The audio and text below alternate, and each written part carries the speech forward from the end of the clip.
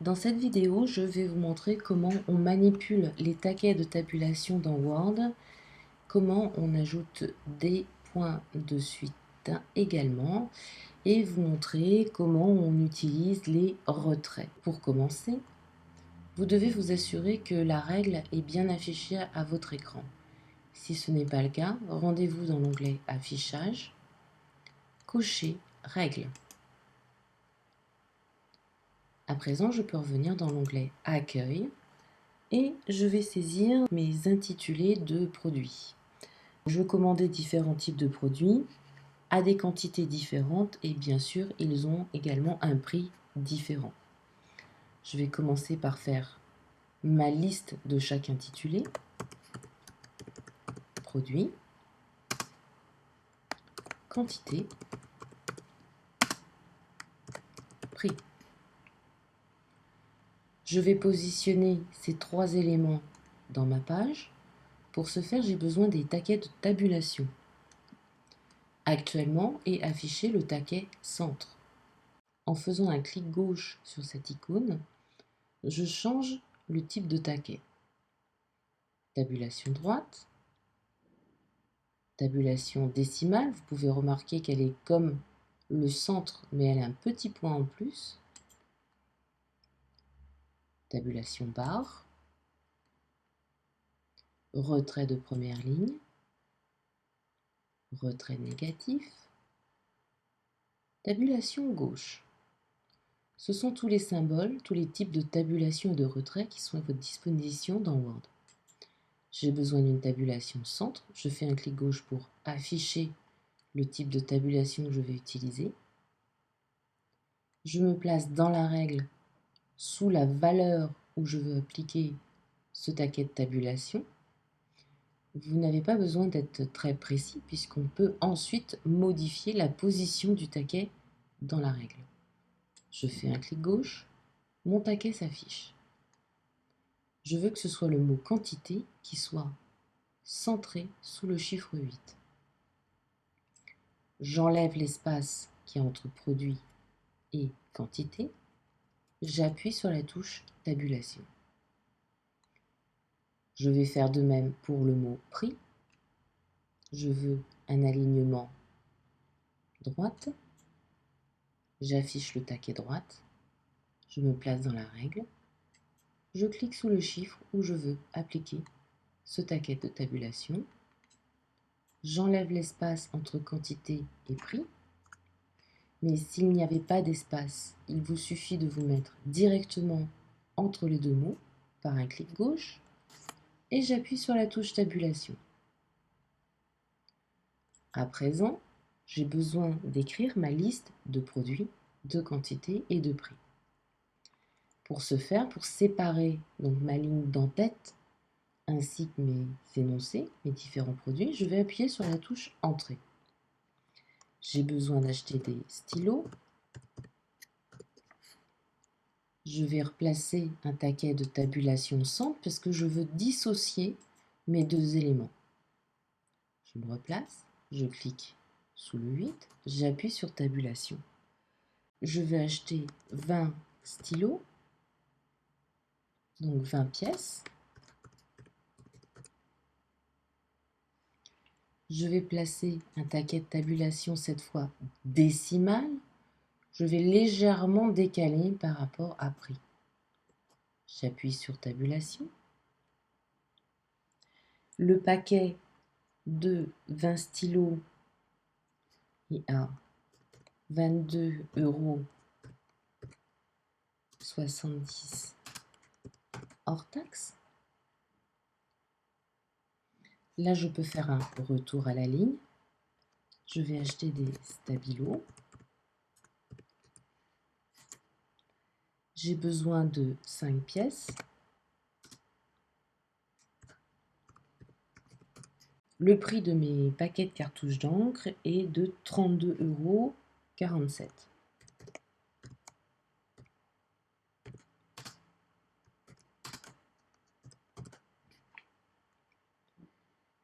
Vous pouvez donc observer l'alignement de mes différentes valeurs. Ils sont tous alignés sur la virgule, ce qui me permet d'avoir une présentation très propre.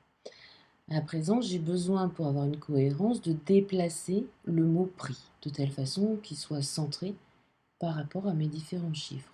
Je me place avant le P de prix. Je prends le taquet de tabulation droite. Vous pouvez également voir que le taquet de tabulation décimale a disparu de l'écran. Il me suffit de déplacer dans ma règle ce taquet pour ajuster sa position. Si je voulais le supprimer, il suffit que je place ma souris sur le taquet, que je fasse un clic gauche que je garde enfoncé et que je déplace ma souris vers l'intérieur du document. À présent, je vais mettre des points de suite entre mes différents produits, mes quantités et le prix de mes produits. Les points de suite sont les petits points que vous pouvez voir apparaître entre différents champs. Il ne faut pas confondre le soulignement par petits points, qui peut être très pratique, certes, avec ce qui est des points de suite. Alors, je vais sélectionner les 3 lignes où je veux appliquer des points de suite en me plaçant dans la marge, dans la partie grise de ma page. Clic gauche enfoncé, je descends.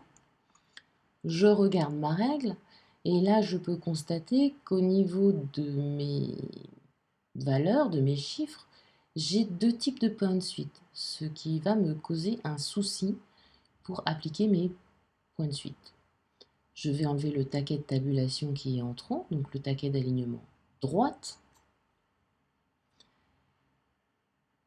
Mes chiffres se décalent un peu, donc je prends le taquet de tabulation décimale, je fais un clic gauche dans la règle que je garde enfoncée, et je vais le ramener de façon à peu près centrée au niveau de la valeur de mon prix. Voilà qui est fait. J'ouvre la boîte de dialogue paragraphe, bouton tabulation tout en bas à gauche de cette fenêtre. La première information que je lis est 8 cm, qui est la position de mon premier taquet de tabulation. Mais ce n'est pas en intervenant directement avec ce type de sélection que je vais pouvoir appliquer correctement mes points de suite. Je dois d'abord sélectionner les 8 cm qui sont proposés dans cette mini fenêtre d'aperçu. Le logiciel m'indique que j'ai un type d'alignement qui est centre, c'est ce que je souhaitais, mais si je souhaitais choisir un autre type d'alignement comme droite, gauche, décimale ou créer une barre verticale de séparation entre mes produits et mes quantités, je peux à ce niveau-là changer le type d'alignement. La fenêtre m'indique également que je n'ai actuellement aucun point de suite. Je vais définir par ces 3 propositions le type de point de suite que je veux voir apparaître. Donc comme je veux des petits points, je clique sur le 2, je demande définir. Je passe à la valeur suivante, 12,5. Je veux qu'il y ait des points de suite qui aillent de 8 à 12,5. Je choisis le type de point de suite, définir et OK. Et voilà, mes points de suite ont été appliqués.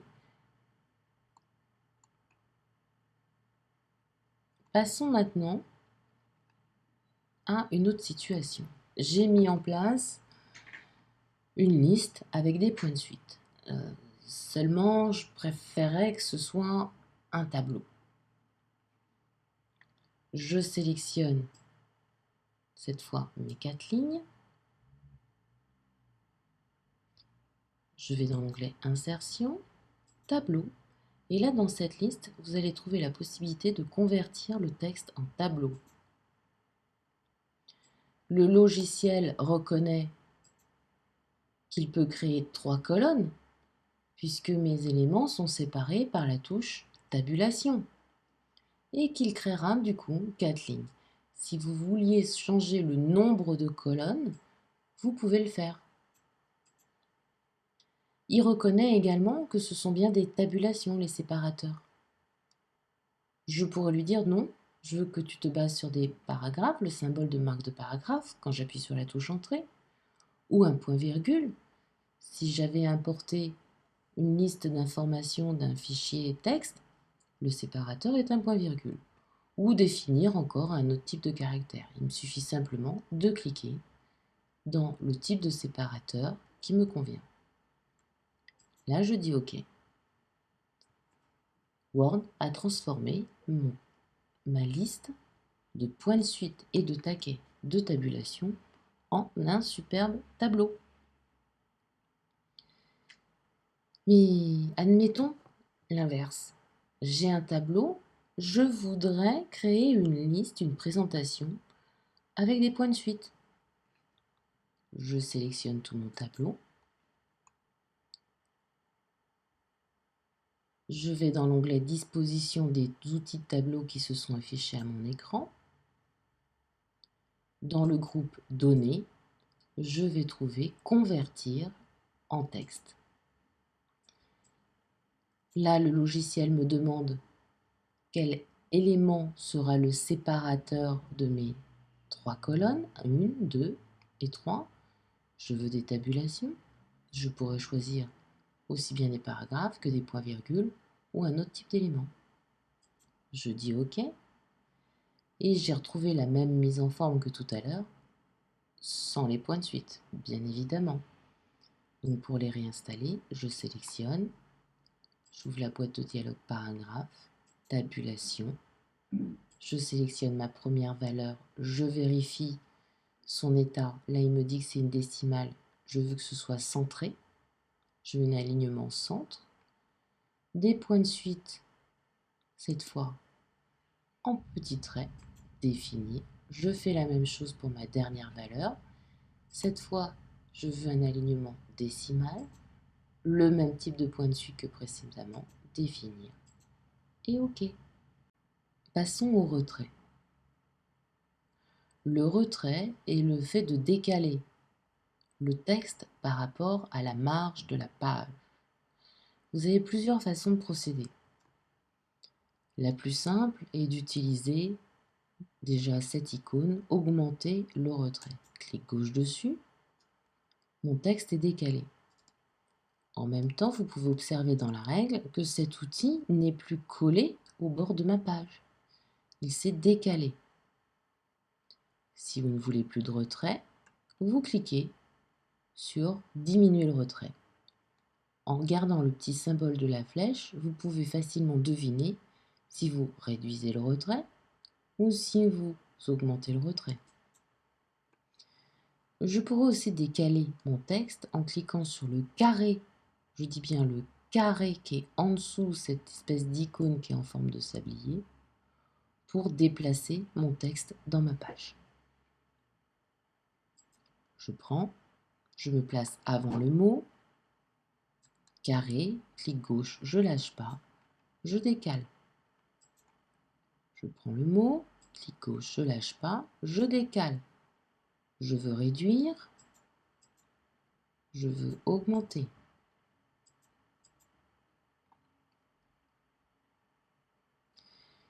Mais si je souhaitais avoir seulement un décalage sur la première ligne d'un paragraphe. Alors, avant tout, il faut vérifier que ce soit bien un paragraphe. J'affiche mes caractères invisibles. J'ai bien le symbole de paragraphe après mon sous-titre. J'ai bien le symbole de paragraphe après le dernier mot de ces lignes. Donc ces 3 lignes correspondent à un paragraphe, un bloc qui contient plusieurs lignes. Je me place avant le premier mot et cette fois je prends le triangle qui est au-dessus de cette icône et je la fais glisser dans ma règle. Je viens de créer un retrait de première ligne. Si je prends le triangle qui est en dessous, clic gauche enfoncé, ce sont les lignes en dessous de ma première ligne qui seront décalées, mais toutes les lignes du paragraphe. comprenez bien que cette icône se manipule de 3 manières différentes. Un triangle en haut, un triangle en bas et un carré. À la droite de la règle, vous avez un autre triangle qui est le retrait droite.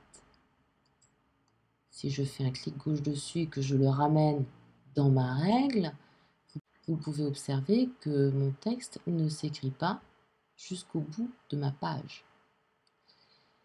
C'est très fréquent dans des documents Word. Seulement, on oublie de regarder cette règle ou de l'afficher, ou même de se positionner dans le texte, de placer correctement son curseur dans un endroit pour pouvoir voir qu'il y a un problème. Si je me mets dans Géranium, eh bien je n'ai aucun indicateur du problème que j'ai dans ce paragraphe. J'ai seulement l'information que j'ai un retrait pour Géranium. Si je me mets dans Pétunia, je ne vois rien du tout au niveau de ma règle qui m'indique ce qui se passe dans ce paragraphe. Il faut que je clique dans le paragraphe pour pouvoir voir quels sont les outils, les retraits qui ont été appliqués ou les taquets de tabulation qui correspondent à mon paragraphe. Faites bien attention à ces petits détails, ces petits éléments, car ils sont souvent source de problèmes dans la mise en forme de vos documents Word. J'espère que cette vidéo vous aura plu et qu'elle vous permettra d'être plus à l'aise avec ces petits outils qu'on a souvent du mal à manipuler. À très bientôt pour une prochaine vidéo.